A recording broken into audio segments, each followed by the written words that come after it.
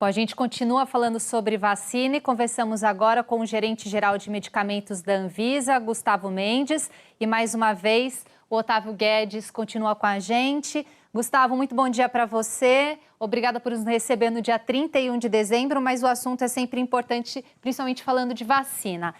Eu queria começar a nossa conversa falando sobre prazos, porque está todo mundo muito ansioso. Mas eu queria entender melhor como que a Anvisa está se preparando sobre prazos para aprovação a partir do momento que for solicitado o uso emergencial e definitivo de uma vacina. Digo isso porque ontem teve a decisão do ministro Ricardo Lewandowski sobre aquele prazo de 72 horas para o uso emergencial e ficou essa dúvida de que forma que vocês estão trabalhando com esse prazo. Por favor, bom dia para você. Bom dia, Isabela. Bom dia, Otávio. Obrigado pela oportunidade mais uma vez. Bom, em relação a prazo, o que a gente tem feito é revisto todos os nossos procedimentos para dar a resposta o mais ágil possível. É muito importante ficar claro para todo mundo que os prazos que nós definimos para a autorização de uso emergencial, que foi de 10 dias, são prazos baseados no que a gente viu de experiência dos outros países e com base na nossa própria experiência. Mas a gente vai trabalhar com os prazos que forem definidos para nós. E se nós tivermos acesso a informações de outros países, isso pode agilizar a nossa análise sem dúvida. Então, é nesse sentido que a gente tem se preparado para responder à medida em que vier esses pedidos. Gustavo, Otávio Guedes, bom dia. Ou seja, então a informação de outras agências é importante. Quem busca essas informações? É a Anvisa ou é quem pede o registro e já traz essas informações? O movimento vem dos dois lados. A gente tem uma série de acordos bilaterais e acordos multilaterais, né? Desde o começo da pandemia, a gente tem discutido com as outras agências troca de informação e a gente sabe que isso é crucial nesse momento. Então, a gente também vai atrás dessas informações. Todas essas autorizações de uso emergencial e aprovações que aconteceram, a Anvisa foi ativamente buscar essas informações, ter mais dados. Mas é claro, o laboratório que possui o parecer também disponibiliza para a gente, vem dos dois lados. Gustavo, Isabela aqui de São Paulo novamente, muda alguma coisa para a análise da Anvisa quando se tem os estudos clínicos, principalmente da fase 3, sendo realizados aqui no Brasil ou uma vacina que não foi testada no território nacional, mas que pode pleitear um registro e autorização para aplicação no Brasil? Isabela, o que muda é a quantidade de informação que a gente tem acesso no momento em que a gente vai fazer a análise do registro ou autorização de uso emergencial. Porque quando a gente não tem o estudo aqui no Brasil, a gente tem contato pela primeira vez com esses dados no momento em que a empresa solicita. Quando o estudo é realizado aqui, a gente já avaliou uma série de informações das fases anteriores, ou seja, da fase 1, da fase 2, dados preliminares de qualidade, tudo isso compõe esse pacote que é submetido para que a gente possa anuir com o estudo aqui no Brasil. Então, tem essa diferença principal. E uma outra questão importante é que, quando o estudo não é realizado com a população brasileira, a gente tem algumas perguntas que têm que ser respondidas pelos desenvolvedores, que são relacionadas à possibilidade de extrapolar esses dados, ou seja, se os dados que foram gerados para a vacina lá no exterior podem ser replicados aqui na população brasileira, no que diz respeito à maneira como a vacina vai ser utilizada, ou se existe alguma característica genética importante que pode afetar o seu desempenho. Mas no resto, não existe nenhuma restrição e nenhuma obrigação para que a vacina realize o estudo aqui no Brasil. Gustavo, eu não entendi direito. Qual é a diferença, por exemplo, de uma vacina que um inglês toma e um brasileiro toma? São as condições. Você está falando das condições de armazenamento, por exemplo, como foi da Pfizer, ou na reação das pessoas? Porque o ser humano é tudo igual, né? Para o leigo, pelo menos a gente vê assim. Não, é isso mesmo. O ser humano é tudo igual. A gente vai colocar as perguntas, mas não significa que a gente vai ter dados que sejam diferentes, né? Na verdade, o que a gente vai verificar principalmente são as condições de uso, ou seja, a maneira com que a vacina vai ser utilizada e a maneira com que essa vacina vai ser monitorada no país de origem, ou foi monitorada no país de origem, e se isso vai ser replicado aqui no Brasil. Mas você está correto, o ser humano é o mesmo, as cepas virais podem ter diferença e a gente precisa saber se essas diferenças são cobertas pela vacina e isso vai ser o acompanhamento que vai trazer para a gente. Mas você está correto, assim, não tem nenhuma dificuldade a mais para a vacina que foi desenvolvida no exterior para ser registrada aqui no Brasil. É só mesmo a preocupação de saber se esses dados podem ser extrapolados para cá. Gustavo, ainda pegando um pouco carona nessa pergunta do Otávio, entra também nessa lista de critérios a capacidade de produção em território nacional ou também a capacidade de distribuição da vacina aqui no Brasil, quando a análise é feita para uso emergencial? Uma questão importante quando a gente avalia a autorização de uso emergencial é saber se a vacina que vai ser disponibilizada aqui no Brasil ela vai ser fabricada num local que tenha qualidade e vai ter o seu material e o seu método de fabricação igual ao que vai ser disponibilizado em outros países e igual à vacina que foi estudada no estudo clínico. Então, essa é a pergunta que a Anvisa tem que a gente tem que ter a resposta. É a mesma vacina? Com as mesmas condições de fabricação, com o mesmo material que vai ser utilizado? Isso é muito importante para que a gente possa dar autorização de uso emergencial. Não significa que a vacina tem que ser fabricada aqui no Brasil. Ela pode ser fabricada em qualquer lugar do mundo, mas esse local que fabrica e esse material que vai ser utilizado tem que ser um material adequado para que o desempenho da vacina não seja prejudicado e ela seja preservada quanto à sua eficácia e segurança. Gustavo, quanto material, eu entendo, lógico, se for outro material é outra vacina, sim, pelo menos na visão do leigo eu entendo isso. Agora, quanto ao local que for produzido aqui no país, eu acredito que a gente só tem o Butantan e a Fiocruz, que a Anvisa confia plenamente, né? Isso mesmo, isso mesmo. São locais que a gente já visitou várias vezes, tem a certificação de boas práticas de fabricação. O que a gente verifica numa transferência de tecnologia aqui para o Brasil é se esse local, para essa vacina, com os equipamentos que esse tipo de vacina exige, se os equipamentos estão devidamente instalados e operacionalizados de maneira correta. Então, são questões simples, mas você está correto. Os locais aqui, tanto o Instituto Butantan quanto Biomanguinhos, são locais que a gente já conhece e tem certificação. Gustavo, a gente também recebeu uma informação de que o laboratório União Química solicitou para a Anvisa autorização para a fase 3 de testes clínicos aqui no Brasil da Sputnik V, a vacina russa, e que o laboratório já pretende em janeiro fazer o pedido do uso emergencial da Sputnik V. Vocês entendem que há um tempo hábil?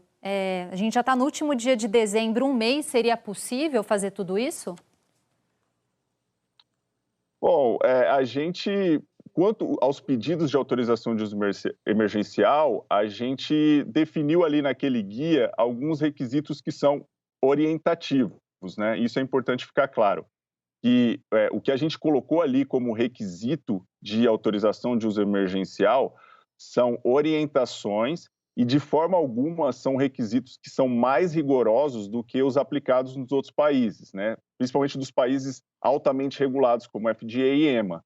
Esses requisitos são baseados nessas discussões que foram feitas entre a Anvisa e outras agências reguladoras e são aquelas informações mínimas para demonstrar segurança, eficácia e qualidade. Nesse sentido, a gente colocou também como uma sugestão no guia que as empresas tenham o estudo de fase 3 em desenvolvimento aqui no Brasil, justamente porque a gente teria acesso a todos esses dados que são necessários para fazer uma avaliação mais completa da vacina.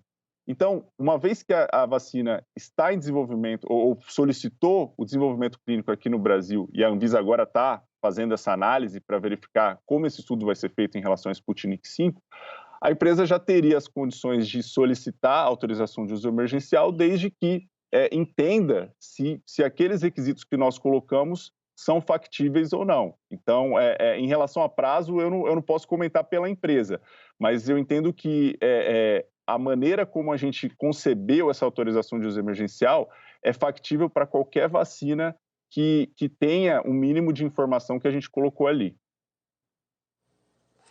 Gustavo, eu vou fazer uma imagem. Pelo que eu estou entendendo, vocês estão correndo atrás de informação. Quanto mais informação, mais rapidamente sai, mais possível é cumprir esse prazo de 72 horas. Então, assim, é como se fosse uma mesa e que cada laboratório vai colocando ali, empilhando as informações. Qual a pilha mais alta? Quer dizer, de todas as vacinas, quais vocês têm mais informação e quais vocês têm menos informações até hoje, 31 de dezembro? Bom, a gente tem atualizado essa pilha de informações nessa mesa na nossa página, né? E ali a gente pode ver que a gente já tem dados de fase 3 da vacina da Pfizer, da vacina da e da vacina da AstraZeneca. Os dados de fase 3, que são os dados confirmatórios de eficácia e de segurança, são aqueles dados que realmente mostram o desempenho da vacina mais estendido, né, o mais completo. Então, nesse sentido, são as duas que, nesse patamar que você está colocando, seriam as que já temos as informações mais robustas. Isso não significa que as outras vacinas não podem ser aprovadas mais rapidamente, mas nesse cenário que você colocou, eu colocaria dessa forma. Então, para a gente deixar claro, na visão da Anvisa, no andamento que se tem em relação à apresentação de dados, eu estou até aqui com a colinha do andamento da análise que consta no site de vocês. AstraZeneca e Fiocruz e também da Pfizer são as que você colocaria ali em primeiro lugar da fila de possibilidade de aprovação, é isso? Só para a gente confirmar. Pois veja bem, né, vamos fazer essa ressalva aqui, porque como agência reguladora a gente não pode se comprometer com ações que são das empresas, né? Nesse andamento, eu diria que o estudo fase 3, que é o estudo confirmatório, é a prova mais contundente na avaliação de segurança e eficácia de vacinas. Então, nesse sentido, é muito importante a gente ter isso. E por esse andamento aí, seriam as vacinas que a gente teria que a gente tenha acesso a essas informações. Gustavo, eu imagino que reunião familiar para você deve estar sendo um transtorno, que todo mundo deve chegar e falar, filho, qual vacina de todas eu devo tomar? O que você está respondendo? Pois primeiro eu queria responder deixar muito claro isso, né, que essa informação de que a Anvisa ela não está parada e nem atrasando qualquer processo de vacinação, porque essa é uma pergunta que tem me feito muito minha família também, assim, mas a Anvisa não está liberando, a Anvisa está parada, não está fazendo nada. Primeiro, né, a gente, nessas 2 semanas, Natal e agora, né, nessa semana depois do Natal, a gente trabalhou intensamente fazendo essas reuniões com as empresas, verificando com eles se eles tinham alguma informação que não estavam clara, o que eles precisavam para viabilizar a submissão, mas o fato até o momento, não temos nenhum pedido, nem de autorização de uso emergencial e nem de registro de vacina. Já esclarecemos todos os requisitos necessários, já ficou muito alinhado com as empresas que não estamos burocratizando o processo, ao contrário, o que nós queremos fazer é cada vez mais deixar mais transparente possível para que a gente possa viabilizar esses pedidos o quanto antes. Então, nesse sentido, é a primeira resposta que eu estou dando para a minha família, para acalmá-los.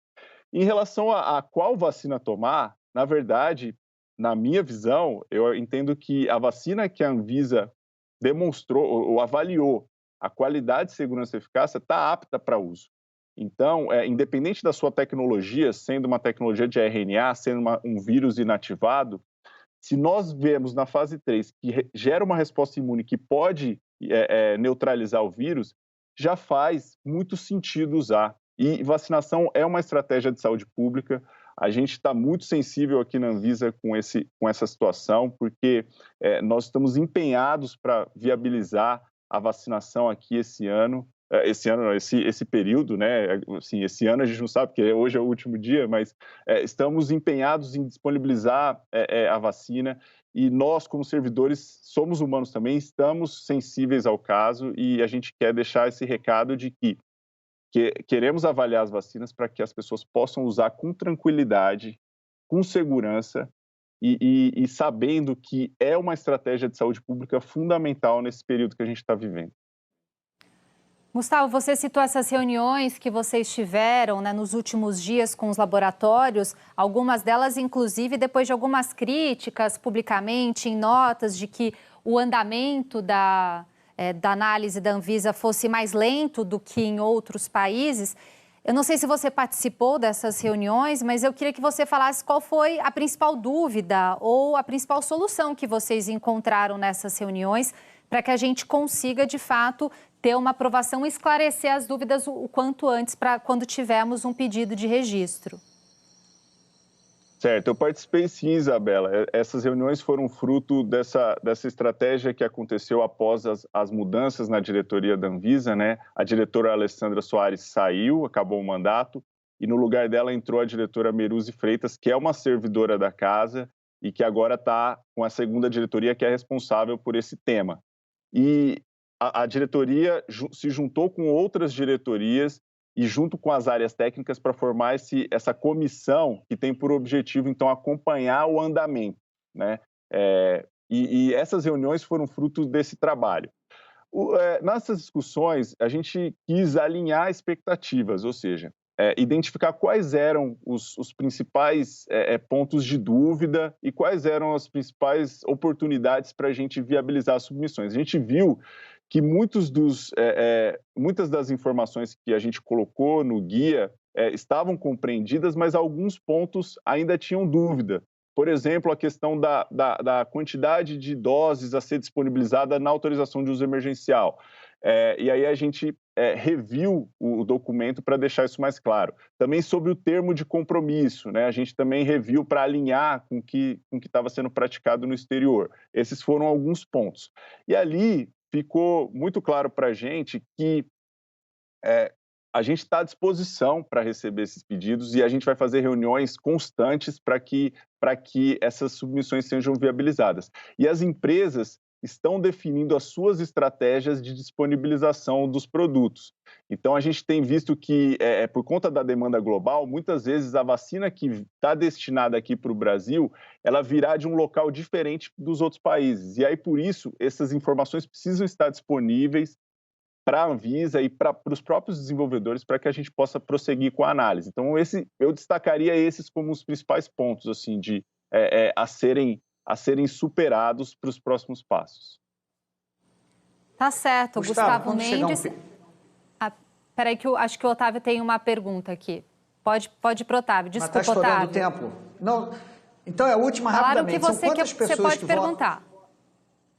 Tá. São quantas pessoas que vão fazer essa análise, seja da provisória ou da definitiva, se é o mesmo grupo que faz, não independe.